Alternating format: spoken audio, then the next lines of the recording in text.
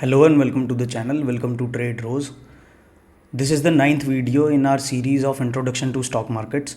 आज हम डिस्कस करेंगे 5 कॉर्पोरेट एक्शंस जो कंपनीज लेते हैं अपने शेयर प्राइस के रिलेटेड. तो let's get started. 5 corporate actions and its impact on stock prices. Overview ले लेते हैं फटाफट. कॉर्पोरेट एक्शंस वो इनिशिएटिव्स होते हैं जो कोई भी एक कॉर्पोरेट एंटिटी लेती है. एक सेकेंड. कोई भी एक कॉर्पोरेट एंटिटी लेती है. ये कॉर्पोरेट एक्शंस आपको एक क्लियर पिक्चर देते हैं कंपनी की फाइनेंशियल हेल्थ के बारे में और डिटरमाइन करने में हेल्प करते हैं कि आपको एक शेयर को बाय या सेल करना चाहिए या नहीं. तो इस चैप्टर में हम देखेंगे कि मोस्ट इंपॉर्टेंट कॉर्पोरेट एक्शंस और उनका इम्पैक्ट क्या आता है शेयर प्राइसेस पे.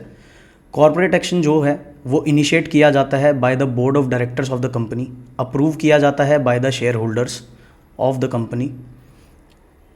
फर्स्ट है डिविडेंड्स. आप सबने सुना होगा डिविडेंड पेइंग स्टॉक्स होती हैं. तो आज समझ लेते हैं डिविडेंड होते क्या हैं. डिविडेंड्स होते हैं जो कंपनी पे करती है अपने शेयर होल्डर्स को प्रॉफिट्स को डिस्ट्रीब्यूट करने के लिए. जो पैसा दिया जाता है उसे हम डिविडेंड बोलते हैं. डिविडेंड जो आपको मिलेगा वो आपको पर शेयर बेसिस पे मिलेगा. जितने नंबर ऑफ शेयर्स आपके पास होंगे उस हिसाब से आपको डिविडेंड मिलेगा. एग्जाम्पल के लिए देखते हैं. फाइनेंशियल ईयर 2012-13 में इन्फोसिस ने डिक्लेयर किया 42 रुपीज़ पर शेयर का डिविडेंड. डिविडेंड को एक्सप्रेस किया जाता है परसेंटेज ऑफ फेस वैल्यू के हिसाब से भी. फेस वैल्यू होती है किसी भी शेयर की, जैसे इन्फोसिस की फेस वैल्यू है 5 रुपीज़ और डिविडेंड जो डिक्लेयर हुआ 2012-13 में वो था 42 रुपीज़ का. तो डिविडेंड पे आउट जो बोले जाएगा वो 840% का बोला जाएगा. ये निकालने के लिए आपको जो डिविडेंड अनाउंस हुआ है 42 rupees divided by the face value, तो आपको ये परसेंटेज निकल के आएगी. अब ये मैंडेटरी नहीं है कि हर कंपनी हर साल डिविडेंड देगी आपको. जब कंपनी फील करती है कि भाई उसको डिविडेंड पे कर देना चाहिए अपने शेयर होल्डर्स को और उसको लगता है कि भाई अगर डिविडेंड ना पे करके वो इस पैसे को यूटिलाइज़ करे फंड करने के लिए किसी नए प्रोजेक्ट के लिए जो बेटर फ्यूचर की तरफ लेके जाए कंपनी को, तो वो ये भी कर सकते हैं कि किसी साल वो डिविडेंड ना डिक्लेयर करें और उस पैसे को अपने किसी नए प्रोजेक्ट में लगा दें. नेक्स्ट, ऐसा भी ज़रूरी नहीं है कि डिविडेंड सिर्फ प्रॉफिट से आएंगे. अगर कोई कंपनी लॉस में है और उसको फिर भी डिविडेंड देना है अपनी शेयर होल्डर्स को, तो उसके पास एक हेल्दी कैश रिजर्व होना चाहिए. उस कैश रिजर्व में से वो डिविडेंड पे कर सकते हैं instead of being in loss. मतलब कंपनी प्रॉफिट में नहीं है तब भी वो चाहे तो आपको डिविडेंड दे सकती है अपने कैश रिजर्व में से. नेक्स्ट, जब डिविडेंड्स डिस्ट्रीब्यूट होते हैं तो ये एक बेस्ट वे फॉरवर्ड होता है किसी भी कंपनी के लिए जिसके पास ग्रोथ अपॉर्चुनिटीज़ एग्जॉस्ट हो चुकी हैं. उसे दिख रहा है कि कोई उसके पास नया एक्सपेंशन का मोड नहीं है, नए क्लाइंट्स एक्वायर करने का कुछ इतना ज़्यादा सिस्टम नहीं बचा है. तो वो क्या करते हैं, जो एक्सेस कैश होता है उनके पास उसको वो अपने शेयर होल्डर्स को रिवॉर्ड कर देते हैं, जिससे शेयर होल्डर्स का ट्रस्ट बना रहता है कि भाई बेशक कंपनी की ग्रोथ नहीं हो रही है बट मुझे डिविडेंड मिल रहा है तो मैं इस शेयर को होल्ड करूँगा. अब जो डिसीजन है डिविडेंड देने का वो कहाँ पर लिया जाता है और किससे लिया जाता है. बोर्ड ऑफ डायरेक्टर्स लेते हैं. एनुअल जनरल मीटिंग होती है, हर साल एक मीटिंग होती है जहाँ पे बोर्ड ऑफ डायरेक्टर्स मिलते हैं. वहाँ पे कंपनी से रिलेटेड डिविडेंड्स लिए जाते हैं. ऐसा नहीं है कि एनुअल जनरल मीटिंग के जस्ट बाद आपको मिल जाएगा डिविडेंड. उसका भी एक टाइमलाइन है, एक प्रोसेस है पूरा. डिविडेंड डिक्लेरेशन डेट आएगी, उसके बाद एक्स डेट आएगी, फिर रिकॉर्ड डेट आएगी, फिर उसके बाद डिविडेंड पे आउट डेट आएगी. अब समझ लेते हैं ये सारी डेट्स क्या होती हैं. डिविडेंड डिक्लेरेशन डेट हम बोलेंगे जिस दिन एजीएम होती है, एनुअल जनरल मीटिंग होगी किसी भी कंपनी की, उसको बोला जाएगा डिविडेंड डिक्लेरेशन डेट. वहाँ पे बोर्ड ऑफ डायरेक्टर्स आके अप्रूव कर देंगे डिविडेंड इशू को. नेक्स्ट आएगी रिकॉर्ड डेट. रिकॉर्ड डेट वो डेट होती है जहाँ पर सारे एलिजिबल शेयर होल्डर्स को लिस्ट डाउन किया जाता है. और जो ये रिकॉर्ड डेट होती है इसके बीच में और डिविडेंड डिक्लेरेशन डेट के बीच में एटलीस्ट 30 डेज़ का एक डिफरेंस रखती हैं कंपनीज़. एक्स डेट और एक्स डिविडेंड डेट इसको समझते हैं. ये नॉर्मली 2 बिजनेस डेज से पहले रिकॉर्ड डेट से, जो आपकी रिकॉर्ड डेट है जहाँ पर एलिजिबल शेयर होल्डर्स को कंसिडर किया जाता है, उनकी लिस्ट बनाई जाती है, उससे 2 दिन पहले वाला जो डेट होती है उसको हम एक्स डेट बोलते हैं. तो उन्हीं शेयर होल्डर्स को डिविडेंड मिलेगा जिनके पास एक्स डेट से एक्स डिविडेंड डेट से पहले शेयर्स हैं. तो नेक्स्ट जो है वो डिविडेंड पे आउट डेट है. डिविडेंड पे आउट डेट वो डेट होगी जिस दिन आपको डिविडेंड मिलेगा शेयर होल्डर्स को. कम डिविडेंड उसको बोला जाएगा जब तक एक्स डिविडेंड डेट आती है वहाँ तक हम कम डिविडेंड बोलेंगे किसी भी शेयर को। जब कोई स्टॉक एक्स डिविडेंड में जाती है तो उसका जो शेयर प्राइस है वो ड्रॉप होता है, नीचे चला जाता है। एग्जाम्पल से समझते हैं, आईटीसी का शेयर प्राइस हम कंसिडर कर रहे हैं कि 335 पे ट्रेड हो रहा है और डिविडेंड जो डिक्लेयर हुआ वो ₹5 का हुआ, तो एक्स डेट जो होगी उस दिन जो आईटीसी का शेयर प्राइस है वो ड्रॉप होके ₹5 ड्रॉप होके 330 पे आ जाएगा। तो डिविडेंड डिक्लेरेशन डेट का ये इम्पैक्ट पड़ता है कि जो भी आपका जितना डिविडेंड डिक्लेयर हो रहा है एक्स डेट तक, आपका शेयर प्राइस उस डिविडेंड को अपने वैल्यू में से कम करके और वो फाइनल वैल्यू पे पहुंच जाएगा। डिविडेंड्स किसी भी टाइम दिए जा सकते हैं। अगर ड्यूरिंग द फाइनेंशियल ईयर आपको दिए जा रहे हैं तो उसको बोला जाएगा इंटरिम डिविडेंड। अगर end of the financial year दिए जा रहे हैं तो बोला जाएगा फाइनल डिविडेंड। मतलब किसी भी फाइनेंशियल ईयर के बीच में अगर आपको डिविडेंड मिल रहा है तो वो इंटरिम डिविडेंड बोला जाएगा, और अगर फाइनेंशियल ईयर के एंड में मिल रहा है तो वो फाइनल डिविडेंड होगा। नेक्स्ट कॉर्पोरेट एक्शन आता है बोनस इशू। बोनस इशू भी एक स्टॉक डिविडेंड की तरह ही है। अलॉट किया जाता है by the company to reward the share holders. अपने शेयर होल्डर्स को रिवॉर्ड करने के लिए बोनस इशू को लेके आती है कंपनीज। इसमें यह होता है कि फ्री शेयर्स होते हैं ये जो शेयर होल्डर्स रिसीव करते हैं against the shares they currently hold. इसको एग्जांपल से समझेंगे। मतलब आपके पास किसी कंपनी के शेयर्स हैं तो एक रेशियो निकाली जाएगी, जैसे कि 1:1, 2:1 या 3:1। अगर रेशियो 2:1 है और एग्जिस्टिंग शेयर होल्डर्स के पास हर एक शेयर के हिसाब से उसको 2 एडिशनल शेयर्स मिलेंगे विद नो एडिशनल कॉस्ट। मतलब जो आपको 2 एक्स्ट्रा शेयर्स मिल रहे हैं उसके लिए आपको कोई पैसा देने की ज़रूरत नहीं है। फॉर एग्ज़ाम्पल आपके पास 100 शेयर्स हैं और 2:1 की रेशियो में बोनस इशू हुआ है तो आपको 200 शेयर्स एक्स्ट्रा मिल जाएंगे, तो टोटल होल्डिंग आपकी बन जाएगी 300।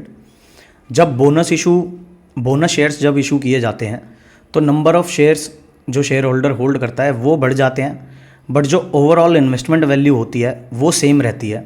ये कैसे, अब इसको समझते हैं। ये बोनस इशू की टेबल है। यहाँ पे है बोनस इशू जिस रेशियो में किया जा रहा है, 1:1 में आ रहा है। नंबर ऑफ़ शेयर्स आपके पास अगर पहले 100 थे, share price before the issue was ₹75, investment value आपकी आती है 7,500। Number of share held after the issue 1:1 में हुआ था तो आपके पास 100 शेयर्स थे तो 100 और एडिशनल शेयर्स मिल जाएंगे आपको, बट जो आपका शेयर प्राइस की वैल्यू है वो कम होके हाफ हो जाएगी 37.5, तो आपकी जो इन्वेस्टेड वैल्यू है वो सेम रहेगी। ऐसे ही अगर 3:1 में है, आपके पास 30 शेयर्स हैं, पहले आपके पास 550 शेयर्स थे, टोटल इन्वेस्टमेंट वैल्यू आपकी 16,500 थी। अब 3:1 के हिसाब से आपको 120 शेयर्स टोटल हो गए हैं आपके। 30 आपके पास पहले थे, 90 आपको और मिल गए हैं, बट अब आपकी शेयर प्राइस की वैल्यू भी कम हो जाएगी, 3 गुना से ही कम हो जाएगी। आपकी इन्वेस्टमेंट वैल्यू सेम रहेगी। Similar to dividend issue, bonus announcement date होती है, एक्स बोनस डेट होती है और एक रिकॉर्ड डेट होती है, सेम जैसे कि आपका डिविडेंड के टाइम पे होती है। कंपनीज बोनस शेयर्स इसलिए इशू करते हैं ताकि रिटेल पार्टिसिपेशन को इंकरेज किया जाए। ज़्यादातर ये इसलिए होता है कि जब किसी कंपनी के शेयर का प्राइस काफ़ी हाई होता है और इंडिविजुअल इन्वेस्टर्स और नए इन्वेस्टर्स के लिए काफ़ी मुश्किल हो जाता है महंगा शेयर बाय करना, तो कंपनी क्या करती है, बोनस शेयर्स को इशू कर देती है। और मार्केट में जो नंबर ऑफ़ आउटस्टैंडिंग शेयर्स होते हैं, जैसे से फॉर एग्जांपल किसी कंपनी के पास 100 शेयर्स हैं इन टोटल और उसकी वैल्यू 1 लाख पहुंच चुकी है, तो कंपनी क्या करेगी, 300 शेयर्स और इशू कर देगी और उसकी वैल्यू उसी से 3 से ही डिवाइड करके कम हो जाएगी। तो इससे ये होगा कि शेयर प्राइस थोड़ा सस्ता हो जाएगा और एक न्यू इन्वेस्टर, एक रिटेल पार्टिसिपेशन इंकरेज किया जाएगा इस चीज़ से। नेक्स्ट जो कॉर्पोरेट एक्शन आता है वो है स्टॉक स्प्लिट। जो स्टॉक स्प्लिट है इसका सिंपल मतलब यही है, स्टॉक जो आप होल्ड कर रहे हो उसको स्प्लिट किया जा रहा है। मतलब इसमें क्या होगा, नंबर ऑफ़ शेयर्स जो आपके पास हैं वो इंक्रीज़ हो जाएंगे, बट जो इन्वेस्टमेंट वैल्यू है वो सेम रहेगी, जैसे कि बोनस इशू में होता है उसी तरीके से। सपोज़ अब इसको जो स्टॉक स्प्लिट है वो होता है with reference to your face value of the stock. Suppose करते हैं कि किसी स्टॉक का फेस वैल्यू है ₹10 और 1:1 का स्टॉक स्प्लिट आ रहा है, तो इसका मतलब फेस वैल्यू जो है अब स्टॉक की वो चेंज होकर ₹5 रह जाएगी।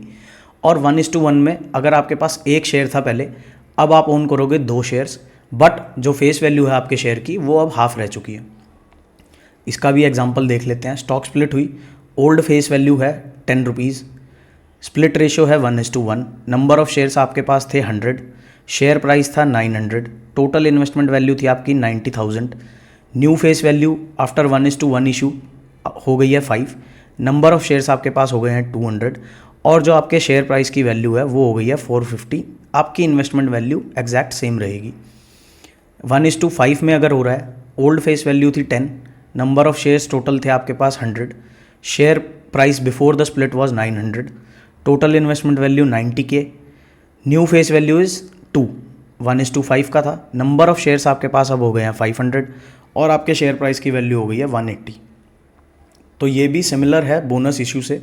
इसको भी इंकरेज करने के लिए कि ताकि रिटेल पार्टिसिपेशन बढ़े बाय रिड्यूसिंग द पर share value of a share, तो ये भी रिटेल को इंकरेज करने के लिए ही किया जाता है स्टॉक स्प्लिट।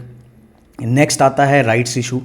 राइट्स इशू है कोई भी कंपनी जब फ्रेश कैपिटल रेज करना चाहती है, बट उसको कंपनी को मतलब नए शेयर होल्डर्स के पास ना जाके उसके जो एग्जिस्टिंग शेयर होल्डर्स हैं उन्हीं से जब पैसा रेज करना हो तो उसको बोला जाएगा राइट्स इशू। इसको आप समझ सकते हो as a second IPO but for a selected group of people, मतलब जो आपके एग्जिस्टिंग शेयर होल्डर्स हैं उन्हीं से आप पैसा रेज कर रहे हो। इस राइट्स इशू को आप ये भी समझ सकते हो कि कंपनी के पास कोई एक ऐसी नई डेवलपमेंट है जहाँ पे वो अपने एग्जिस्टिंग शेयर होल्डर्स को फ़ायदा दिलाना चाहती है। एग्जाम्पल से समझते हैं, 1:4 का राइट्स इशू हुआ तो इसका मतलब ये है कि हर 4 शेयर पे एक एडिशनल शेयर आपको मिलेगा, कि 4 शेयर्स आपके पास हैं तो आपको एक शेयर और मिलेगा।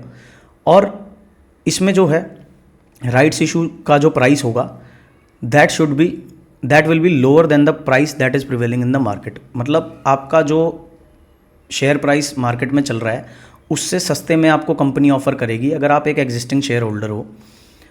बट इसमें थोड़ा सा कॉशन रखना चाहिए। हर राइट्स इशू हर स्टॉक का लेना इम्पॉर्टेंट नहीं है, ज़रूरी भी नहीं है।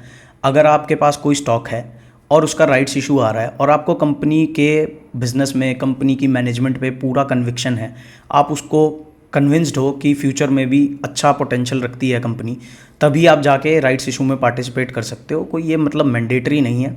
ऐसा भी हो सकता है कि राइट्स इशू जो आया है उसका जो प्राइस रखा गया है कंपनी के थ्रू वो थोड़ा सा ज़्यादा है और ओपन मार्केट में चीप मिल रहा है आपको, तो आपको राइट्स इशू के लिए जाने की ज़रूरत नहीं है। आप ओपन मार्केट से बाय करो तो ज़्यादा बेनिफिट है। नेक्स्ट और लास्ट जो कॉर्पोरेट एक्शन है वो है बायबैक ऑफ शेयर्स। बायबैक एक कंपनी का एक ऐसा मेथड है जिसमें कंपनी इन्वेस्ट करती है अपने आप में ही by buying the shares from the existing investors. मतलब हमारे जैसे जो इन्वेस्टर्स हैं, से फॉर एग्जांपल हमारे पास ITC के शेयर्स हैं और ITC अनाउंस करता है एक बायबैक, तो हमसे वो शेयर्स बाय कर लेंगे at a higher rate which is prevailing in the market. But buyback क्यों करते हैं? ये कॉर्पोरेट रीस्ट्रक्चरिंग का मेथड है। इससे कंपनी कुछ रीजंस हैं बायबैक करने के। फर्स्ट है, इम्प्रूव करना चाहते हैं वो profitability of the company on पर शेयर बेसिस। सेकंड है, कंसोलिडेट करना चाहते हैं अपना स्टेक इन द कंपनी, अपनी होल्डिंग का परसेंटेज वो बढ़ाना चाहते हैं तो वो बायबैक के लिए जाएंगे। नेक्स्ट है कि वो प्रिवेंट करना चाहते हैं कि जो दूसरी कंपनीज़ हैं वो टेक ओवर ना कर ले हमें। फोर्थ है, वो ये कॉन्फिडेंस दिखाना चाहते हैं पब्लिक में कि प्रमोटर्स को अपनी कंपनी में पूरा कॉन्फिडेंस है और इसीलिए वो अपने शेयर्स खरीद रहे हैं।